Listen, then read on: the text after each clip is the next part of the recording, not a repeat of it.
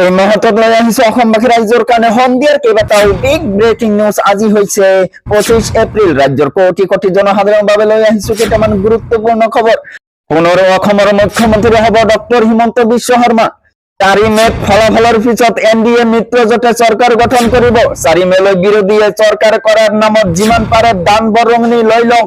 ভোটদানৰ পাছতো ৰেহাই নাই। ৰাজ্যত পুনৰ আৰম্ভ হ'ব ভয়ংকৰ উচ্ছেদৰ জ্বৰ উঠিব। চৰকাৰী মাটি এৰিবলৈ সাজু হওক বেদখলকাৰীয়ে। 28 এপ্ৰিলত ঘোষণা হ'ব উচ্চতৰ মাধ্যমিক পৰীক্ষাৰ ফলাফল। আৰু পৰীক্ষাৰ ফলাফল কেনেকৈ চাব? ফলাফল চাবলৈ কেইটামান বিশেষ ৱেবছাইট মুকলি হ'ব। লগতে কেইটামান ৰাজনৈতিক আৰু অৰাজনৈতিক খবৰ যুগত কৰা হৈছে আজিৰ দিনটোত। গতিকে এনেবোৰ খবৰ নিতে পাই থাকিবলৈ চেনেলটো সাবস্ক্ৰাইব কৰি ভিডিঅ'টোত এটা লাইক কৰিবলৈ নাপাহৰিব। হয় বন্ধু বান্ধৱীসকল, আজি আমাৰ প্ৰথম খবৰ খুবই গুৰুত্বপূৰ্ণ খবৰ। লগতে অসমবাসী ৰাইজৰ কাৰণে এটা ডাঙৰ খবৰ। পুনৰ ডক্টৰ হিমন্ত বিশ্ব শৰ্মা অসমৰ মুখ্যমন্ত্ৰী হ'ব।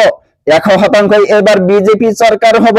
চৰকাৰ গঠনৰ নামত বিৰোধীৰ লম্ফজম্ফ সকলো ফুটকাৰ ফেন হৈ পৰিব। এইবাৰ অসমৰ জনসাধাৰণে বিৰোধীক নস্যাৎ কৰিছে। জনতাই এনডিএক ভোট দান কৰিছে, এই কথা বিৰোধীয়ে জানে। সেইবাবে এতিয়া এবিএমৰ নাম লৈছে। পিছত কব যে টেম্পাৰিং কৰিলে, ইটো কৰিলে, সিটো কৰিলে। সময়ত বিৰোধীৰ ভূমিকা পালন নকৰে, কিন্তু নিৰ্বাচনত সময়ত লম্ফজম্ফ কৰে। 4 মে'লৈ বিৰোধীৰ চৰকাৰ কৰাৰ নামত যিমান পাৰে দান বৰঙণি লৈ লওক। ফলাফলৰ পূৰ্বে বিৰোধীৰ ডিনাৰ পাৰ্টিক লৈ তীব্ৰ কটাক্ষত অতুল বৰাৰ। পুনৰ ডক্টৰ হিমন্ত বিশ্ব শৰ্মা অসমৰ মুখ্যমন্ত্ৰী হ'ব। 100% এবাৰ বিজেপিৰ চৰকাৰ গঠন হ'ব। তাৰ পিছত জনাইছো আমাৰ দ্বিতীয়টো খবৰ, খুবই গুৰুত্বপূৰ্ণ খবৰ। লগতে অসমবাসী ৰাইজৰ কাৰণে এটা ডাঙৰ খবৰ।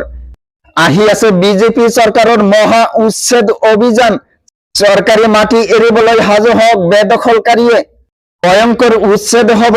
ৰাজ্যত পুনৰ আৰম্ভ হ'ব উচ্ছেদৰ জোৱাৰ। ভোটদানৰ পাছতো ৰেহাই নাই বেদখলকাৰীৰ। বিজেপি চৰকাৰ আহিলেই হ'ব ভয়ংকৰ উচ্ছেদ। যিসকলে চৰকাৰী মাটি বেদখল কৰি আছে সেইসকল বেদখলকাৰীয়ে নাপাব ৰেহাই। বেদখলকাৰীৰ মাজত লাগিব হাহাকাৰ। ফলাফলৰ পাছতেই চলিব বুলডোজাৰ। চৰৰ মাতাব্বৰৰ পৰা মাটি কাঢ়ি আনি দিয়া হ'ব। বৰ্তমানৰ ৰাজ্যত লাখ লাখ বিঘা ভূমি আছে উচ্ছেদ কৰিবলৈ। 20 পৰা 25 বছৰ পৰ্যন্ত লাগিব অসমৰ সকলো মাটি উদ্ধাৰ কৰিবলৈ। অধিক কঠোৰ ৰূপত আহি আছে বিজেপি চৰকাৰ। তাৰ পিছত জনাইছো আমাৰ পৰৱৰ্তীটো খবৰ, খুবই গুৰুত্বপূৰ্ণ খবৰ। লগতে ৰাজ্যৰ লাখ লাখ ছাত্ৰ ছাত্ৰীৰ বাবে আহি পৰিছে ডাঙৰ খবৰ। 28 এপ্ৰিলত ঘোষণা হ'ব উচ্চতৰ মাধ্যমিক পৰীক্ষাৰ ফলাফল। এক চেণ্ডেল যোগে ঘোষণা কৰিলে মুখ্যমন্ত্ৰী ডক্টৰ হিমন্ত বিশ্ব শৰ্মা। কলা, বিজ্ঞান আৰু বাণিজ্য তিনিটা শাখাৰ ফলাফল একেলগে ঘোষণা হ'ব। পৰীক্ষাৰ ফলাফল চাবলৈ শীঘ্ৰে মুকলি হ'ব কেইবাটাও অনলাইন ৱেবছাইট। পুৱা 10 বজাত ফলাফল ঘোষণা হোৱাৰ সম্ভাৱনা। পুনৰ কৈছো 28 এপ্ৰিলত ঘোষণা হ'ব উচ্চতৰ মাধ্যমিক পৰীক্ষাৰ ফলাফল। তো বন্ধুসকল, এইখিনি দিব লগা আছিল আজিৰ ইনফৰমেশ্যন। ভিডিঅ'টো ভাল লাগিলে চেনেলটো সাবস্ক্ৰাইব কৰিবলৈ নাপাহৰিব। Thank you for watching my full video'.